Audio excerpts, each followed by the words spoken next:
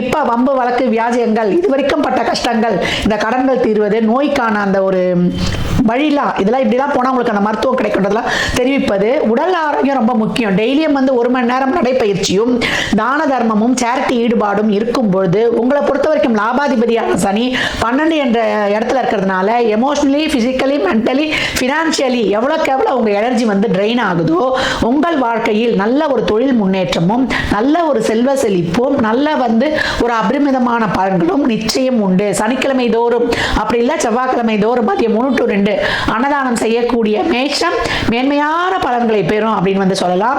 மேஷ ராசிக்கு தொழில், திருமணம், வேலைவாய்ப்பு இதெல்லாம் ஒரு முயற்சிகள்லாம் ஆரம்பத்தில் நீங்க செய்துக்க வேண்டியது. ஜூனுக்கு அப்புறம், செகண்டுக்கு அப்புறம் குரு உச்சமான உடனே உங்களுக்கு நடக்கக்கூடிய பலன்கள் எல்லாமே இதுவரைக்கும் நடக்கல செய்யலன்றவங்களுக்கு உங்கள் தசாபுத்திகள் சிறப்பாக இருக்கக்கூடிய பட்சத்தில் நீங்க ஒரு ரிஷப லக்னமா, ஒரு கடக லக்னமா, ஒரு கன்னி லக்னமா, ஒரு விருச்சிக லக்னம், மகர லக்னம், மீன லக்னமாக இருக்கும்போது கொஞ்சம் வேகமாக பலன்கள் நடைபெறுவதை கண்கூடாக காணலாம். மேஷ ராசி லக்னத்திற்கு என் நல்வாழ்த்துக்களை தெரிவித்துக் கொள்கிறேன்.